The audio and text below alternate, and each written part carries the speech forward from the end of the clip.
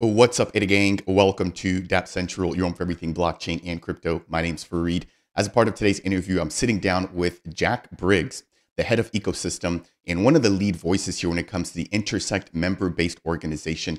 If you guys aren't aware of Intersect, it's one of the easiest ways for you as a contributing Cardano community member to have your voice heard. So they've got a couple of different committees, which include the Intersect Steering Committee, the Product Committee. They've also got the budget committee, the civics committee, and then an open source committee there as well. So we've got quite a bit to break down, but as a part of this interview, we dive into number one, what exactly is Intersect and how can the community go ahead and join and have their voices heard? But then number two, we discuss the annualized Cardano budget. And then we also touch on the recent Cardano Constitutional Convention, which has just completed in Argentina. So as always, if you guys enjoy content like this, please make sure to smash that thumbs up on the way in. If it's your first time stopping by and you want more content like this, breaking everything down, going in Cardano, consider subscribing. And last but not least, if you have any questions, comments, or concerns, leave those down below. That said, enjoy today's interview.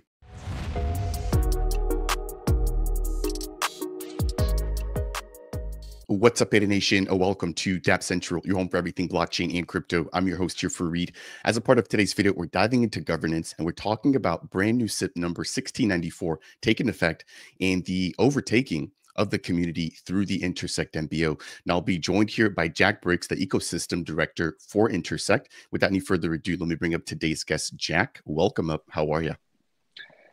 Hey, Fareed, I'm good. Thank you for having me on Dapp Central. I've always wanted to come on this show, so appreciate the invite. And yeah, looking forward to chatting today. Yeah. Likewise, just definitely want to say thank you to you two as well for making the time. And then, of course, for Annabelle for getting us connected here. And also want to extend a big thank you, right, for your patience along the way. I know that we've been trying to get this set up here and we finally got the time following Dubai and the Cardano Summit. Maybe we kind of start off there a little bit. You know, I know you were out there. For anybody who hasn't heard about you, of course, it'd be great to get a little bit of your background and then maybe a take on the recent experience in Dubai.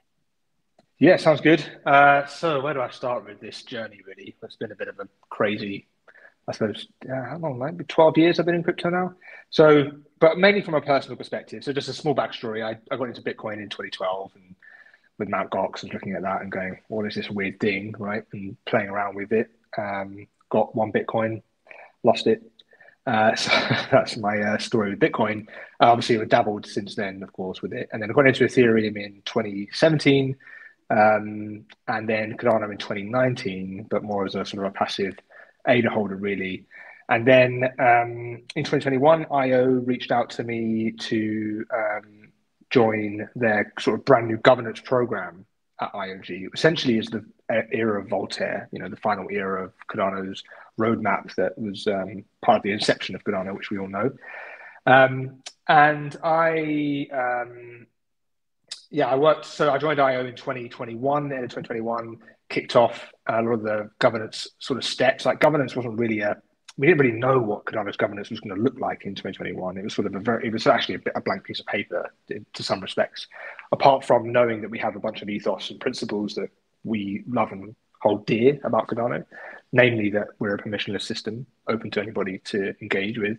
You just need a smartphone and internet connection, and that gets you access to this global infrastructure. So knowing, sort of starting there really as that core principle, SIP 1694 was developed, worked on for many months, came out in November 2022. And then that sort of was one component of what we've called the Age of Voltaire or the Voltaire program. So you've got democratic consent, which is defined really in that SIP 1694 document, and what we actually see right now on mainnet. So that was in 2022, it's now 2024. Took 2 years to get that SIP, that spec, live on mainnet after a bunch of consultation periods. And I know that you've worked through a lot of that yourself in terms of content. And the other components to the Cardano's governance is the constitution, which is obviously a big theme again this year. And then institutions as a sort of plural, looking at what kind of entities, organizations, collectives, associations, consortiums, coalitions, a bunch of all these different sort of concepts of groupings of either organizations or partnerships, collectives, that kind of thing. What does that ecosystem look like in terms of having a really strong and resilient robust, distributed, decentralized way of looking at our infrastructure from a development perspective, but also from a yeah, I mean, actually, predominantly from a development perspective, how do we coordinate and group people together? And so this is part of Intersect's remit, really. We kicked off with Intersect in last year. So towards the end of last year, December the 8th, in fact, was the official day that Intersect was incorporated. And it's been nearly a year. So we're coming up to our sort of year anniversary. We'll be doing our annual filing pretty soon, which will be available for everybody to see. And we have had an incredible year, really. I mean, I can go into the details now, but I can be talking for ages about this. But it's been, it's hard just to start off with, actually. This is not easy to do. Now, member-based organizations have been around for a long, long time, and many of us will know the Linux Foundation, CNCF, a lot of the sort of operating systems have been ran or govern themselves through member-based organizations. The internet is a great example of how you can govern decentralized infrastructure at scale over decades, right? And the internet's done a very good job of that, by and large, right? But it's not necessarily a fast way of doing things, and that's also part of the decentralized characteristics that we face ourselves or find ourselves in. Things take a little bit longer than you would have in a centralized system, but ultimately you get a lot of benefits by having it in the way we do it. So it's been hard, but it's been an incredible year, really. And I'm always humbled by it, or never surprised, but always humbled by the amount of effort and energy people put into getting Intersect off the ground, and have done so, since the beginning, standing up committees, forming working groups. Literally thousands upon thousands of hours have been poured into Intersect to get it off the ground, and for no direct incentive, for no financial reward or anything like that, really. It's just out of passion, out of also a belief in the new way we're doing things now, the new paradigm that we find ourselves in with on-chain governance here. Intersect is going to be playing a role here, and it's been a very hard year, a lot of amazing effort, as I said, and just some numbers, really. I mean, we've got about, I think there's about 1,800 members now of Intersect, and about 2,000 or so that have signed up to join and participate. We have very low barriers to entry, and I think that's a really important part of the member-based structure. That anyone can join Intersect. It's $10 to join as an individual. If you're an enterprise, it's $1,000, and you get some different sort of marketing benefits and other sort of opportunities that come with the enterprise level. And we've got about 50 enterprise members. And alongside that, we have associates, and associates are those that want to join for free, no charge at all. And you can jump into working groups, you can jump into our Discord, you could participate nearly as full as a member would, apart from not having voting rights and being able to be elected into committees. So that's sort of the difference, really, between a member and a non-member, or an associate, as we call them. Members also get access to funding opportunities, maybe a bit of grant or a future work package that may come down the line. And I suppose one stat that I always pick up on is that this year, members of Intersect have created over 1,500 pages of content for our knowledge base, which is just mind-boggling amount of effort and energy.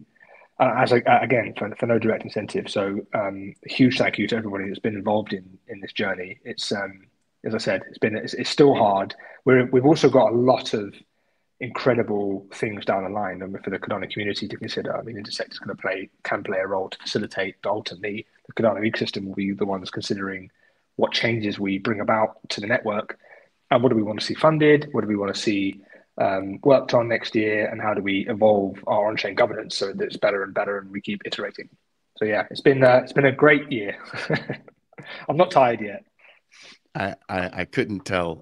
You're very energetic in the way that you speak, and very enthused. And for me, I think, again, this really just reiterates the importance of governance and where we are right now. Like, we're at a very early and a very pivotal stage, and we really need all hands on deck. And so thank you for breaking down some of the member benefits versus the associate benefits. I think for me, it's a no-brainer. Everybody should be a member. It's only, like you said, $10, super low barrier to entry. And then you have the ability to actually have your voice heard, which I think is paramount there. Now, Jack, of course, we miss each other in Dubai, but what was Intersect's reception like there? You were able to do a couple of big speeches. What were some of the takeaways, and what was the feedback from the community? I mean, I don't know if it's just me or not, but at events like the summit, it's just very positive. I don't know how your experience with it, but it's a lot of really great energy.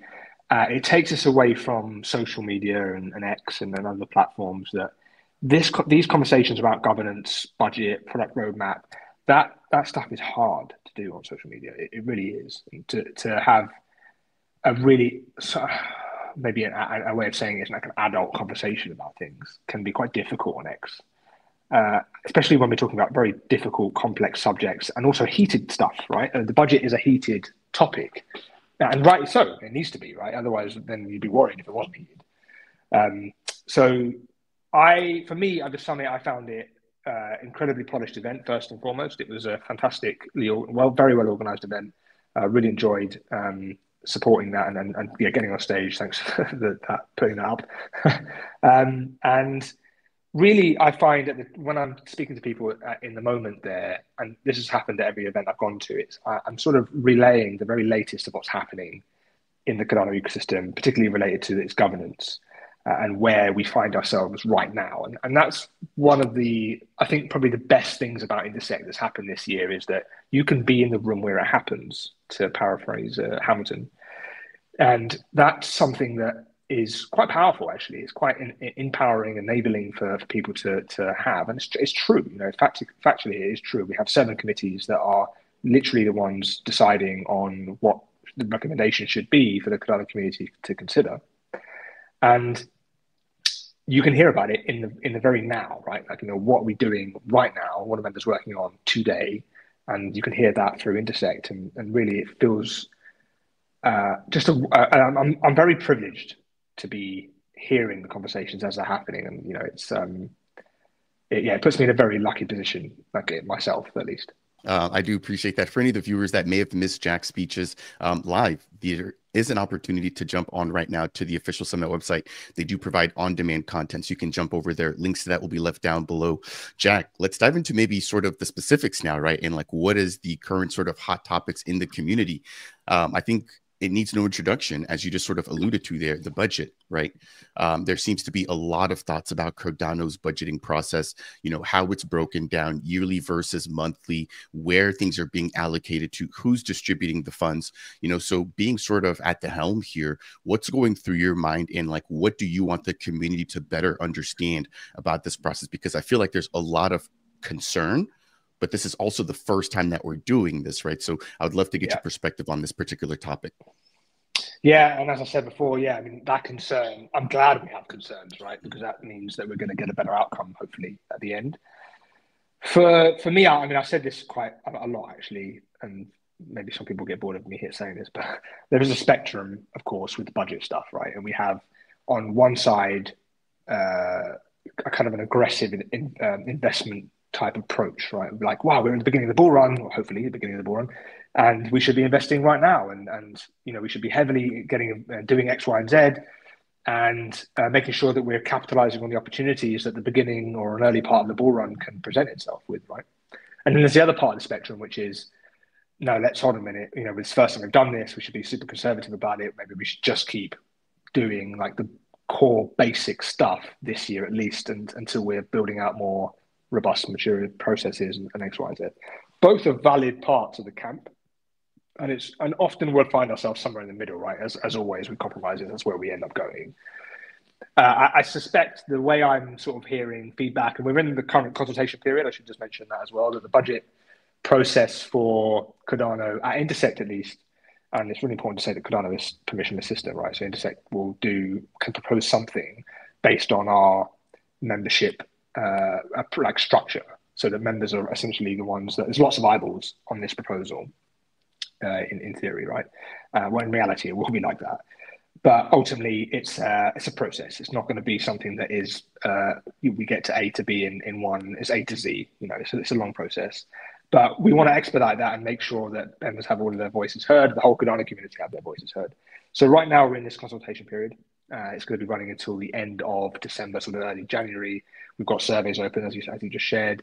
And the budget committee are holding open sessions for anybody to jump in, hear the latest, get ideas on, get their feedback and suggestions in, because like you said, it is quite heated and there's loads of incredible ideas and suggestions. And we have to factor that in. I mean, because ultimately, I want a budget for Cardano that reflects the best interests of the ecosystem, at least in the whole, right? I mean, no budget's ever going to make everyone happy, right? But there should be we have to strive for the vast majority of the Cardano ecosystem being comfortable and happy with what the budget will be funding, right? What do we want to see worked on? Ouroboros Laos, Peras, validation zones, marketing scaling, ecosystem growth overall, funding catalysts and other innovation ideas for grants and all of that kind of stuff. There's a bunch of really exciting things that we are looking at, right? That everyone's been talking about for a long time. And now 2025, as you said, it's the first time we're doing this. So we have to approach it in a way that is as transparent as it possibly can be and really actively listen to people's feedback, concerns, ideas, different opportunities that may come through, and making sure, the budget reflects, on the whole, the majority of everybody's wishes for the chain. And also, that's one hand, that's like spending the money, right? What do we spend it on? And then the other hand is, how do we make sure that we're auditing that properly, making sure it's being delivered on time, the cadence for treasury withdrawals, and how that funding is distributed out. And they're procedural questions, right? They're super heavy and detailed there. And as I said, with that transparency point of view, that detail has to be out in the open, and it will be out in the open. I mean, we can't and won't operate like that. And I think one of the interesting thing, a SIP just got published a few days ago by Adam Dean about budget guardrails for how the Cardano budget framework could be approached and sort of what's things that a budget for Cardano should consider as sort of must-haves or should-haves. And I think for me, it's a great start at setting the right precedent for Cardano. Because again, like with my personal hat on, sometimes I interchange between representing Intersect and then also myself, right? Because I'm an ADA holder. My majority of my crypto holdings are in ADA, and I have my own personal interests in what we do with the treasury. But I also know that I have a larger role at Intersect that really tries to champion everyone's thoughts and feedback, so that making sure, like I said, it's a fit for purpose budget. And so how I want to approach the budget and how Intersect will be approaching the budget is with that high integrity approach. We have to be doing things transparently and openly and clearly with everyone, like this is how it works. And I think we still need a lot of work on that, to be fair. I mean, it's when you look at the budget process now, there's a ton of amazing work that's gone into it, and there's hundreds of people engaging with the process at the moment, so it's really good. I think we've had about 250 responses to the budget survey so far. That closes on the 28th of November. We're then going to synthesize that result, provide some commentary and analysis back, plus the raw data for anyone else to look at themselves. So we're not going to sort of hoard that at all. And then it could be there's another survey that comes out sort of piggybacking off what we find in the first one.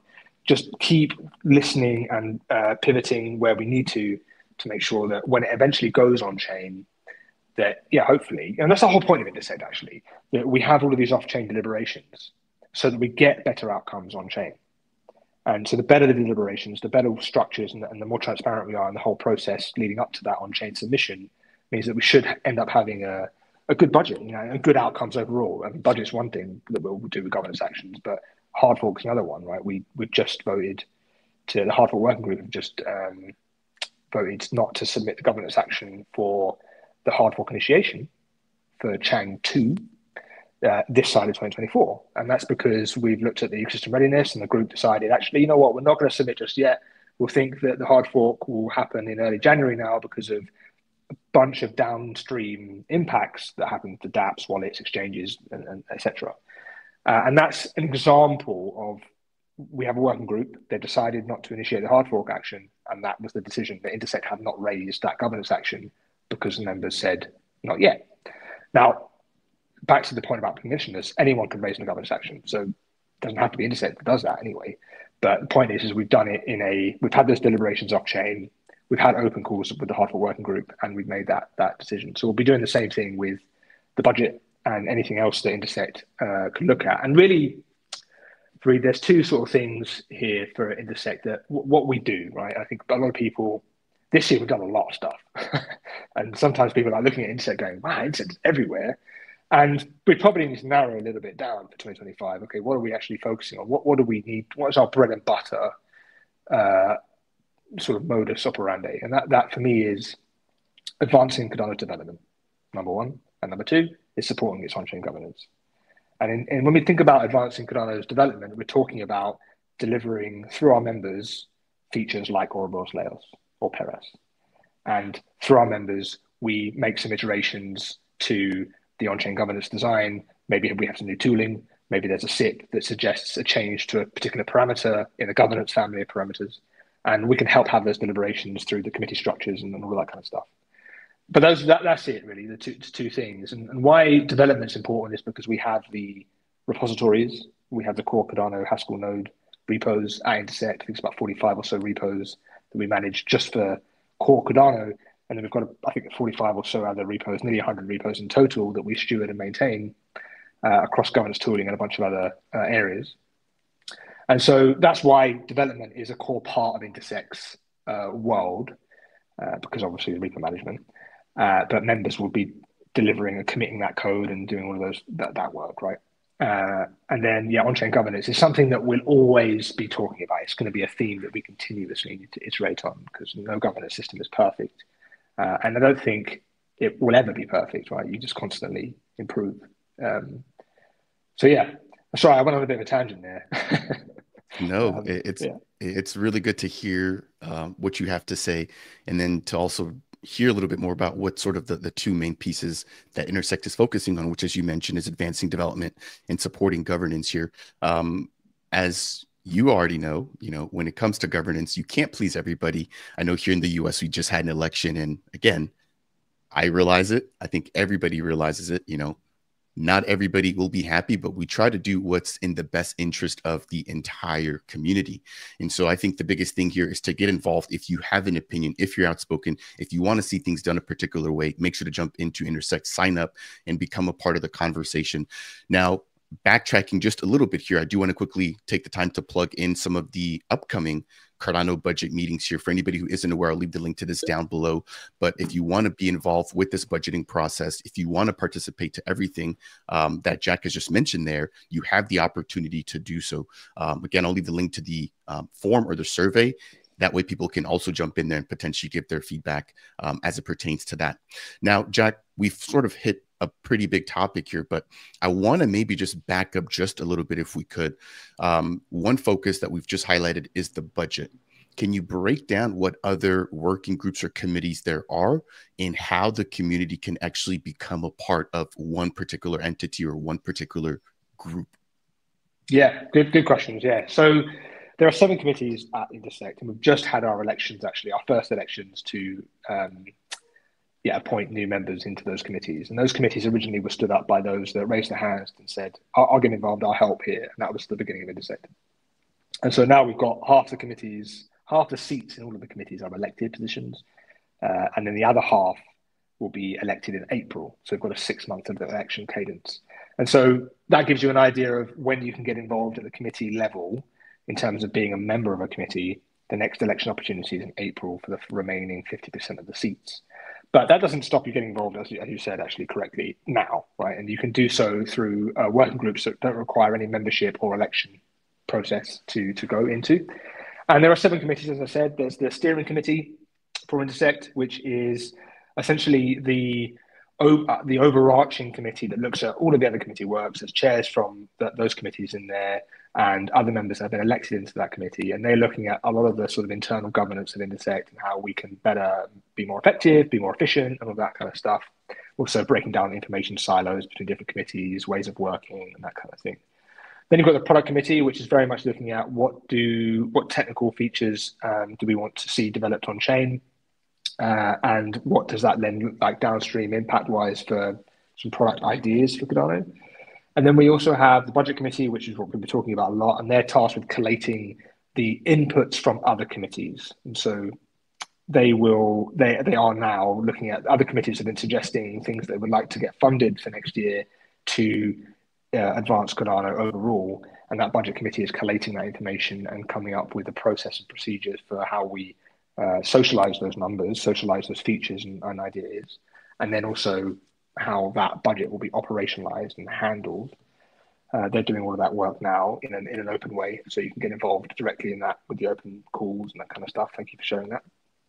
And then we have the Civics Committee, very much the part of the on-chain governance side, so looking at the constitution. That's been a big theme this year with governance parameters initially, so setting those ranges. Stepping back briefly, in the interim constitution, we currently have a bunch of guardrails. So I think it's like a 33-page document right now, which sounds extremely long. It is long, but about 27 or 8 of those pages are technical guardrails, essentially a script that is readable on chain. And so it's not as long as it appears, right? But those guardrails with those parameter ranges were set by the Civics Committee. You know, they looked at those ranges and put numbers in, alongside the parameters committee as well, that looked at the technical parts of, you know, how much should a block size be and what's a safe range, right? And the chain can read that automatically without having it to be interpreted by a human. So that's also super important.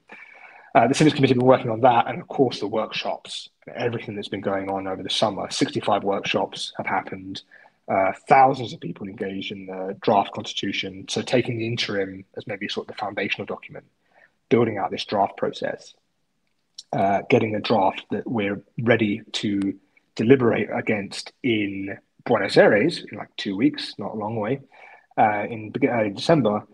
Delegates from those workshops will be coming out to Buenos Aires to deliberate against that draft final constitution. Hopefully they'll say, yes, we're happy with this, it's a great document, or we're comfortable with it. They approve that in Buenos Aires, and then that will go on chain in the early part of next year. That's all within the Civics Committee's sort of remit. And then we've got the Membership and Community Committee. They're very much a sort of inward-looking community in the sense of making sure that our organization is working in its best way possible for its members, looking at the values and benefits that members have with joining Intersect, but also looking at other things like marketing, outreach, education, a lot of really interesting. MCC is actually quite a big, broad committee, actually, and we had 47 applications to join that committee in the elections, which is amazing. A lot more than any others. So it's really interesting to see that was like people like really like, narrowed in on that one, which is cool. And then the technical steering committee, as it sort of implies, we have it's essentially making sure that Cardano follows best technical practice at all times. And the parameters subcommittee is based off the TSC.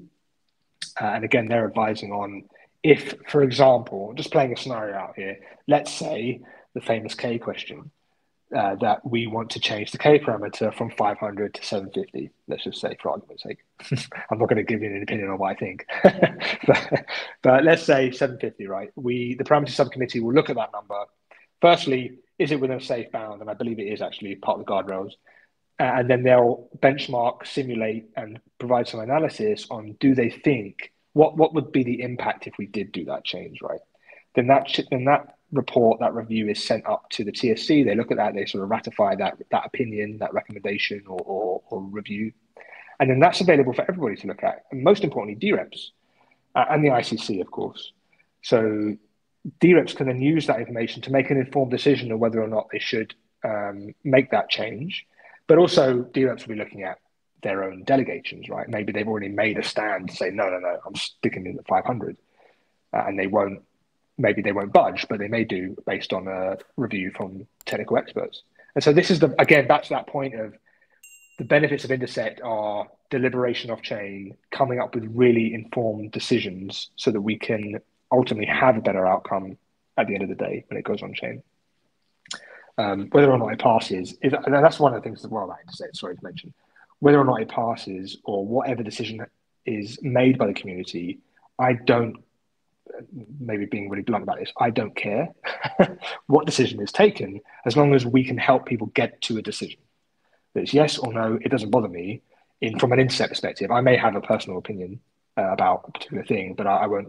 Another thing about Intersect is we try to be super impartial, very unbiased, neutral in everything here, and no favoritisms, no endorsements on a particular. You won't find me endorsing anything that is from a particular member or a decision that Intersect want to take. I won't necessarily be endorsing it. I will be enacting on the wishes of our members, and it's really important to mention that, because I think I want to have that high integrity wherever I go and be able to defend myself, right? In public, to say this is how this decision was made. Now you could argue as well that let's fix that process. That decision wasn't the best one. great argument. Let's talk about that and let's fix those processes and make them better. But ultimately, we want to help people get decisions, whether or not they're a yes or a no or abstain. And then the other committees, just to finish there, is so we've had the budget, product, TSC, ISC, and then the open source committee. Open source committee, of course, is really important, integral part, really, of our repo management, and making sure that our repositories are working in the best way to match our open source expectations and principles as general open source community members. Cardano has always been an open source project, but it probably, to be fair, hasn't been the most mature open source project, but we're working that way. And I think a really nice stat at the moment is last year, I think roughly 80% of development on core Cardano was committed by IOG. This year it's 55%. And so we're seeing that distributed development be expanded upon, which is exactly the type of resilience we want. And it's not to say that we want IOG to do 10%, absolutely not. What we want is to be more development, right? Expediting that, accelerating growth and development on the chain. And so that IOG might have 55% or 30%, but actually back 2 years ago, that would have been like 150%, right? Because we're doing more. And so that's the ultimate goals of Cardano's open source management. And then there's a secondary thing here, which is how other open source foundations work by incubating projects that are open source based. They want to come to Intersect to get some open source support. We can incubate them as part of a life cycle, which is very typical in terms of how open source foundations work today. And so there's synergies with the legacy way, I suppose the Web 2 way of open source, right? There's lots of synergies there that we're and parallels that we're lifting and shifting, to be frank. But there's also a hybridized model here where we're trying to be a bit of a DAO at the same time. And this is why, if you try to join an open source foundation today, for example, you need to most likely need to be a company of an X amount of size and spend at least $5,000 a year, and have not necessarily clear benefits of how to be able to impact change or influence change. Whereas we're trying to do things complete opposite, very low barrier to entry. You don't need to be a company. You can be an individual. You can have any expertise in the across the ecosystem, which is so broad. I mean, look at the domains that we're operating in. Cardano and that one of the things that Intersect has done this year is done a lot. As I said, probably a little bit too much, but it's been. I think what we've done is respond to the energy in the room. They've wanted to talk about meme coins. They've wanted to talk about NFTs. Members have wanted to talk about stable coins, oracles, a bunch of different domains that really do involve thousands of people. And I've just been very lucky to be part of hearing those conversations. Keeping up with it is another matter. But yeah. Yeah, I could only imagine. Thank you for the detailed breakdown of each of the committees, but you raise a really good point there, which is the amount of information. And so I think sometimes it can feel like information overload here. Yeah. But Jack, as we get ready to wind things down, I've got one final question, and I would love to actually get you back on the channel here as we are getting closer to the constitutional convention taking place in Argentina for, I think, a fully dedicated interview around that particular topic. But as we get ready to land the plane here, I want to maybe just shift over and talk a little bit about maybe some of the challenges that you guys have had, right? So as you just mentioned, there's 7 committees. I'm sure there's a lot of ongoing conversations. Most recently, I know that there's been talks about, for example, conflict of interest, whether people are, SPOs, sitting members on the constitutional committee, whether they're members of any of the 7 committees that you just mentioned, but then even also talking about the voting process, what ADA is able to be used for voting, how it should be done, et cetera. And then even more recently, conversations about who should be contracted out for future development of Cardano. So when it comes to sort of the entire Intersect MBO, what are some of those challenges and what are the plans, right, to make sure that even with those challenges that we're able to get the best result possible? Yeah, there are a lot of challenges. A lot of challenges, Ed.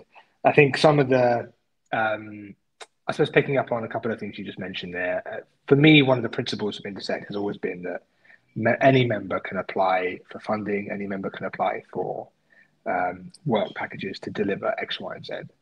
Now, of course, there is the reality that there are 10, 12 to 15, maybe up to 20, I suppose, core infrastructure developers, capable firms that can work on the core node and core infrastructure. That's just the reality of where Cardano is today, and that's not actually necessarily a bad thing. It's pretty good actually. But can we probably want that in 2, 3, 4, 5 years to be 100 core infrastructure devs, maybe 1,000, right? Let's try and distribute and get that bigger, and then obviously the ecosystem is looking very different at that point. So I suppose one of the challenges here is when we look at the core infrastructure, I think there's a key one actually to mention. This year we second back one more second, sorry. I always have to like paint the context here. Cardano has been developed by 12 or 15 or so firms actually for years. It's not just been IOG doing the work. IOG have been contracting to Twig, to Galois, Well-Typed, a bunch of continuity partners that we've got listed on our website, by the way. You can find that in the knowledge base. This year, IOG, we've contracted to those partners directly. So it's not been IOG contracting them, it's been Intersect. And as a result of that, we've been able to publish much more transparently what the milestones that those continuity partners, as we're calling them, have been working against. And that's been a step change, which has been, I think, well received by everybody. And that should continue into next year, and it definitely will continue into next year, that capable firms that are able to deliver specific pieces of work will be or can have the opportunity to work on it through Intersect, based on whatever the community approve as part of the budget and how we operationalize that too. And we have to operate in that with that consensual thing, right? Every decision that we take has to have a level of consent that goes with it. And then in terms of other like procedural stuff, you talked about, you just mentioned, sorry, that voting decisions with ADA and that kind of thing. For me, I want to make sure that we're delivering the best interests of the Cardano ecosystem and membership. If our members don't want to use any ADA that we hold for voting, we won't. As a, I mean, I kind of like that. That is I think a theme that's probably emerging, which I think I sort of aligned to as well. We didn't do it for the ICC elections, just to be clear. We had elections already this year for the Interim Constitutional Committee that was stake-based. We did not partake in that election with any ADA that we control, and I think that's a nice principle to have, right? And that leans you into we're impartial, we're neutral. I think that backs that up, right? So there's that element there, but of course this is the first time we're doing this stuff, and it's the first time we're having to ask ourselves these kinds of questions. And so let's talk about it openly and come up with that mature response that we think is probably the best thing for the ecosystem, at least in year one, because we're not going to make all of the right decisions this year or next year. We're not. It's not going to happen. But if we can get 70 to 80%, then that's great. You look at like the Polkadot ecosystem, actually, it's been a really good example of, to be fair to them, they've been doing this for 4 years now. I think they opened up their treasury in 2020 for core infrastructure, marketing, a bunch of other stuff that we're looking at right now. So they've got 4 years or so of history, of precedent of how you can do things, and maybe how you also shouldn't do things, right? There's lots of lessons to be had from Polkadot, and I won't critique them because they started it, and they're one of the first ecosystems to do this, and we're blessed that we can learn from that ecosystem and hopefully make things different and better in a new way. So yeah, I suppose my closing thoughts on it always, we're in the consultation period, so I'd love feedback, thoughts, ideas, suggestions. Yeah, on that survey, join those open calls with the budget committee, hear the latest, add in your thing. You can raise your hand and have your say on anything, and you don't have to be a member. Actually, really important. You can just do that with no joining of Intersect. And I'm quite proud of that. I think we should hold on to that too as well. Nicely stated there. As we get ready to wind things down, I'll give my final thoughts here. But you just mentioned learning from others. I think that's paramount, especially in a space like this that is so unforgiving, right? Where everything that's done is supposed to be immutable, where there's so many people involved. As you mentioned earlier, this process will take time, but I think being able to leverage from other people's experience hopefully allows for us to avoid certain potholes in the road, but then also maybe even double down on things that we did see that worked right in other governance or on other ecosystems there as well. Now, one thing that you also mentioned is to be realistic. And I think for me, it's to not set the standard or to not to set the bar too high. I think that people think that governance is going to be, a smash from day one, a home run. And I would love for it to be that way. I think we all want for that to happen. But I think that if we're being realistic, that we have to understand that this will be a learning process. Go ahead. Yeah, and I think and that's the key word, want, for me.